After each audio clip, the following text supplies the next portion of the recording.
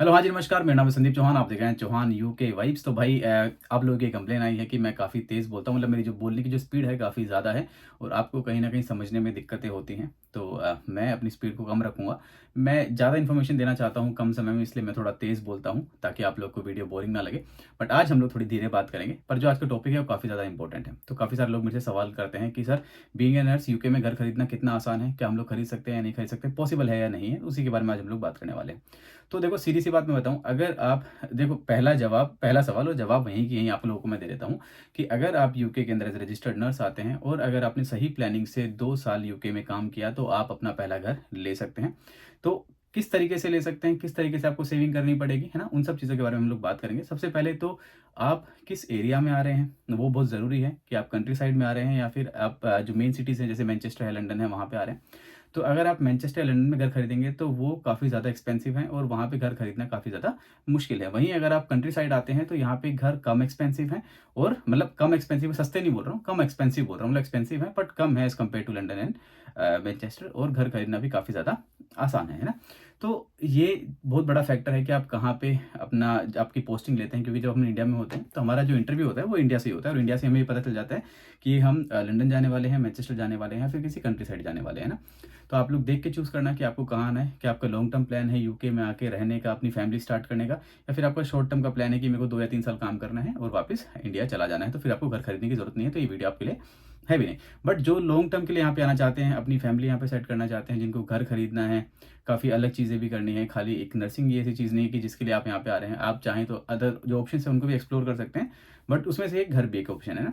अगर आपका ये प्लान है तो आप मेरा जो मानना है वो ये मानना है कि आप कंट्री साइड में आके रहें ताकि आप यहाँ पे आने के बाद अपना घर भी देख सकें, क्योंकि देखो 1-2 साल आप जब किसी एरिया में रहते हैं तो आपको उस एरिया के बारे में पता भी चल जाता है और उस एरिया के अंदर छोटे-छोटे सब डिविजन्स होते हैं। मतलब ये एक पूरा एक मेरा टाउन है, उसके अंदर छोटे-छोटे सब डिविजन्स हैं। तो मुझे ये पता है कि इस एरिया में घर लेना ज़्यादा अच्छा है, इस एरिया में घर लेना ज़्यादा ख़राब है और इस वाले एरिया के अंदर घर लेना मतलब मैं यहाँ पे रह नहीं सकता हूँ, क्योंकि यहाँ पे काफ़ी शोर-शराबा है ना।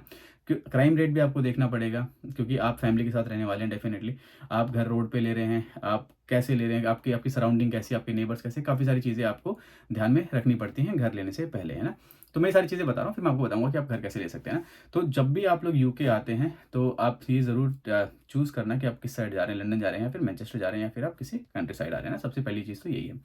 दूसरी चीज़ कि आप जितनी भी शिफ्ट करते हैं, जितना भी काम करते हैं, अगर आप अपनी फैमिली के साथ आ रहे हैं तो मेक श्योर कि आप हमेशा से एक प्लान बना के चलें अपने साथ कि मुझे इतनी सेविंग करनी है पर मंथ, ताकि मैं 2 साल के अंदर घर ले सकूँ।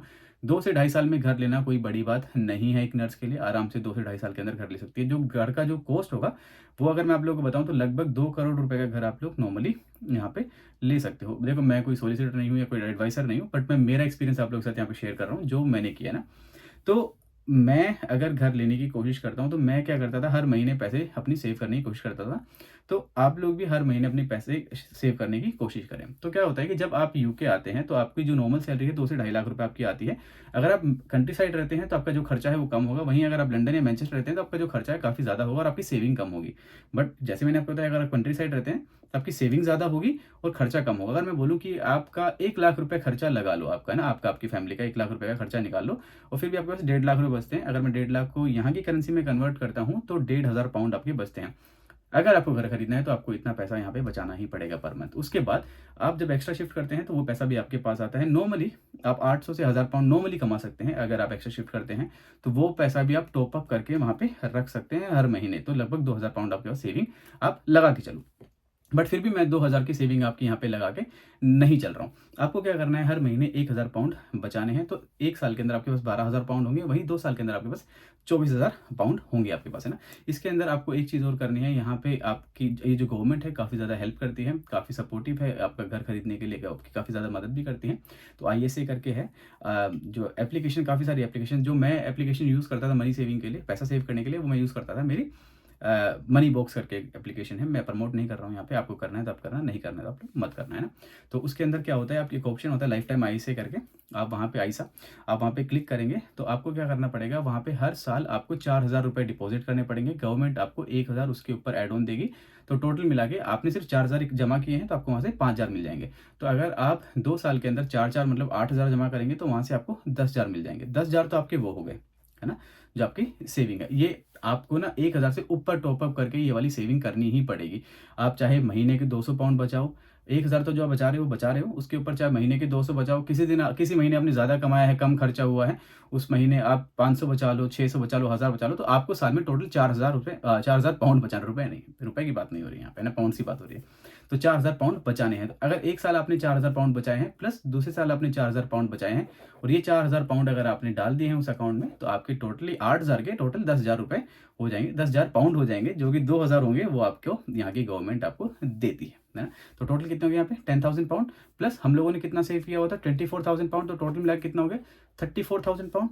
अगर हम लोग बात करते हैं तो आपको 10 से 15% के अंदर, मतलब 10 से 15% की डाउन पेमेंट के ऊपर आपको यहाँ की जो गवर्नमेंट है वो नॉर्मली आपको लोन प्रोवाइड कर देती है। अगर हम बात करते हैं 2 करोड़ का घर, मतलब 200,000 पाउंड्स का अगर हम लोग बात करते हैं, तो हमारे यहाँ पे 20,000 आपको डाउन पेमेंट देनी पड़ेगी। अगर आपके सॉलिसिटर की, अगर हम लोग सब चीज़ें, सारी फीस वगैरह मिला के, कुछ थोड़ा बहुत एक्स्ट्रा खर्चा लगा के 2000 पाउंड और लगा लो, तो 22,000 पाउंड के अंदर आपका जो घर, फर्स्ट घर है, वो आप यहाँ पे आराम से ले सकते हो, है ना? तो 22,000 मैंने बताया आपको, और आपके पास सेविंग कितनी है 34,000। अगर आपसे बाई चांस 15% भी मांगा जाता है, अगर आपके जो बैंक है, जो मॉर्गेज आपका, जो आपको मॉर्गेज दे रहा है जो भी बैंक, अगर आपसे बोलता है कि हमें 15% पे ही आपको लोन देंगे, तो भी आपको 34,000 में से आप लोग 30,000 पाउंड्स अपने यहाँ पे भर सकते हो, है ना? मैं यहाँ पे ज़्यादा चीज़ों को कॉम्प्लिकेटेड नहीं करूँगा कि क्या आपकी अफोर्डेबिलिटी है, क्या नहीं है। बट बीइंग अ नर्स आपकी इतनी अफोर्डेबिलिटी होगी कि आप लोग 200,000 पाउंड का घर यहाँ पे नॉर्मली आप लोग ले सकते हो। उससे महँगा भी आप ले सकते हो। मैं आपको ये नहीं कहूँगा कि खाली आप इतना ही ले सकते हो। बट फिर भी मैं एक छोटी-सी रेंज लेके चल रहा हूँ। काफ़ी सारे लोग मेरे से सवाल करते हैं कि सर आपने घर ले लिया, क्या हम लोग ले पाएँगे या नहीं ले पाएँगे बीइंग अ नर्स? क्या हमारी इतनी सैलरी होगी कि हम लोग एक घर ले पाएँगे? क्या हमारी इतनी सेविंग होगी कि हम लोग घर ले पाएँगे? तो हाँ, 2 करोड़ रुपए का घर अगर मैं आपको लेके, आप उस, जैसे मैंने आपको बताया कि आप उससे वो ज़्यादा भी महँगा घर ले सकते हो, बट मैं एक नॉर्मल आपको यहाँ पे लेके चल रहा हूँ। तो हाँ, आप लोग यहाँ पे घर ले सकते हो, और वो भी 2 से ढाई साल के अंदर आराम से घर ले सकते हो। तो मैं आपको 2 साल का मैंने आपको एवरेज फिगर बताया है कि 34,000 पाउंड्स आप लोग यहाँ पे 2 साल के अंदर सेव कर सकते हैं। उसके बाद अगर आप चाहें तो 3 साल के बाद ले सकते हैं, अगर आपको और अच्छा घर लेना है। अगर उससे भी ज़्यादा अच्छा लेना है तो आप 4 साल के बाद लें, आपकी सेविंग के ऊपर डिपेंड करता है ना। तो अगर मैंने घर लिया है तो आपको सरप्राइज़ होने की ज़रूरत नहीं है, फिर शॉक होने की ज़रूरत नहीं है कि इन्होंने कैसे घर ले लिया। तो ये सब चीज़ें नॉर्मल है। यहाँ पे कोई भी घर ले सकता है, जो गवर्नमेंट आपको काफ़ी ज़्यादा हेल्प करती है इस चीज़ को लेके। आपके ऐसा कुछ भी नहीं है कि आपके पास करोड़ों रुपए होने चाहिए तभी जाके आप घर लोगे, नहीं, ऐसा नहीं है। अगर आपके पास एक लिमिटेड अमाउंट है और अगर आपके पास अच्छा पैसा है, आपने अच्छी सेविंग करी है, आपके पास एक अच्छा प्लान है, तो आप लोग आराम से यहाँ पे घर ले सकते हैं। तो जैसे मैंने आपको बताया कि आपकी 34,000 आपकी यहाँ पे सेविंग होगी, और जो आपका डाउन पेमेंट जाएगा, अगर आप 10% पे जाते हैं तो 20,000 प्लस 2,000 आपका एक्स्ट्रा जो चार्जेस हैं वो लगा लो। अगर आपने 15% अगर हम लोग लेके चलते हैं तो 30,000 आपका डाउन पेमेंट प्लस 2,000 आपका एक्स्ट्रा खर्चा लगा के चलो, तो 32,000 आपका हो जाएगा। बाकी पैसे मैनेज हो जाते हैं। अगर आपके पास कम भी पड़ते हैं तो ना, तो आपको पेरेंट्स से मंगवाने की ज़रूरत है, ना कुछ करने की ज़रूरत है। अगर आपको लगता है कि मेरे को घर लेना है, और सबसे अच्छी चीज़ यहाँ पे ये है कि जब आप घर लेते हैं तो ऐसा नहीं है कि आपको, आज मैं घर खरीदने के लिए गया तो मुझे आज ही पैसे सारे भरने हैं ना, ऐसा बिल्कुल भी नहीं होता है। मैंने घर पसंद किया, उसके बाद काफ़ी ज़्यादा प्रोसेस होता है, तो 4 से 5 महीने, 6 महीने भी चला जाता है प्रोसेस, और इस प्रोसेस के अंदर आपको at the end of the process आपको पैसा देना है। तो मानो अगर मैं 2 साल के एंड पे जाके घर खरीदने की कोशिश करता हूँ, मैंने घर जाके देखा, मैंने फाइनल किया, और उसके 6 महीने, मैं आपको बता रहा हूँ कि 3 से 6 महीने के बीच का ये प्रोसेस होता है। उसके जब अब मेरा प्रोसेस खत्म होने वाला है, उसके एंड में मुझे पैसा देना है। तो इसका मतलब मेरे पास 3 सैलरीज़, या फिर अगर 6 महीने है तो मेरे पास 6 सैलरीज़ और आ चुकी होंगी। और जब मुझे ये पता है कि अब मेरे को घर मिलने वाला है 3 महीने बाद, तो मैं एक्स्ट्रा शिफ्ट करके इतना पैसा एक्यूमुलेट अपना इकट्ठा कर सकता हूँ कि मुझे किसी से माँगने की ज़रूरत नहीं पड़ेगी, है ना? तो अगर आप एक स्मार्ट मूव रखते हैं, एक अच्छा प्लान अपने पास रखते हैं, अच्छी सेविंग्स अपने पास रखते हैं, और आपके दिमाग में आप वेल फ़ोकस्ड हैं कि हाँ, मैं यूके आया हूँ, मुझे अच्छा घर खरीदना है। देखो यहाँ पे आप आने के बाद आपके पास, मैं मिडिल क्लास फैमिली से बिलॉन्ग करता हूँ, शायद इसलिए मैं ये चीज़ें आप लोगों को बता पा रहा हूँ। बाकी भाई काफ़ी सारे लोग होते हैं जिनको घूमने-फिरने का शौक है, खाने-पीने का भी है, काफ़ी सारी चीज़ों का शौक होता है। पहले उन शौक को वो लोग पूरा करते हैं, उसी के बाद आप ये बाकी चीज़ों के ऊपर ध्यान देते हैं। बट अगर आप मुझे फ़ॉलो करते हो तो 2021 से मैं यहाँ पे हूँ यूके के अंदर। मैंने अगर कहीं पे घूमने-फिरने की वीडियोज़ भी डाली हैं, अगर मैं घूमने-फिरने गया भी हूँ, तो पहले मैंने मेरा घर खरीदा, मेरी गाड़ी खरीदी, उसी के बाद फिर मैंने मेरी लाइफ़ एन्जॉय करनी स्टार्ट करी। बट जब मैं कर रहा हूँ, तो अब मुझे कोई टेंशन नहीं है, क्योंकि मेरा खुद का घर है, मेरी खुद की गाड़ी है, मैं एन्जॉय कर सकता हूँ, मुझे कोई इश्यू नहीं है, क्योंकि मेरे को जो मेन चीज़ें थी जिनके लिए सेविंग करनी थी, मैंने उन चीज़ों के लिए मैंने सेविंग करी, और मैंने वो चीज़ें मतलब अचीव कर ली। उसके बाद अब मैं घूम रहा हूँ। अब मेरे जो अलग प्लान्स हैं उनके लिए मेरी सेविंग चल रही है, ऐसी बात नहीं मैं खाली घूम फिर रहा हूँ, ये सारी चीज़ें कर रहा हूँ, नहीं। उनके लिए मेरे अलग प्लान्स चल रहे हैं, उनके लिए मेरी सेविंग्स भी चल रही है, सारी चीज़ें चल रही हैं, क्योंकि वो मेरे प्लान्स हैं। तो ये बहुत इंपॉर्टेंट है ना, कि आप किस जगह को चूज़ कर रहे हो रहने के लिए। क्या आप लंदन आ रहे हो, क्या आप मैनचेस्टर आ रहे हो, या फिर कंट्री साइड आ रहे हो? अगर आप महँगी जगह जाओगे तो महँगा घर होगा और आपके जो एक्सपेंसेस हैं वो भी काफ़ी ज़्यादा होंगे, पर सेविंग्स आपकी कम होगी। सस्ती जगह आते हो तो घर भी सस्ते होंगे, है ना? आपकी सैलरी उतनी रहेगी क्योंकि एनएचएस के अंदर सबकी सैलरी सेम होती है, खाली आपको हाई कॉस्ट अलाउंस मिलता है और हाई कॉस्ट अलाउंस इसलिए मिलता है क्योंकि वहाँ पे जो लिविंग है वो काफ़ी ज़्यादा है, तो अलाउंस से ज़्यादा आपको वहाँ पे पैसा भरना पड़ता है किस चीज़ का? रहने का, है ना? तो मैं आपको ये बोल रहा हूँ कि अगर आप आते हो तो एक वाइस डिसीज़न लेना, किसी की बातों में मत आना, आपको जैसा सही लगे वैसा करना। तो ये मेरा एक्सपीरियंस था कि भाई मैंने 2 से ढाई साल के अंदर अपना यहाँ पे पहला घर ले लिया था। एक नर्स के होने के मतलब बीइंग अ नर्स, मैं एक नर्स हूँ और मैंने यहाँ पे अपना पहला घर ले लिया था। होपफुली आप लोग भी ले लोगे।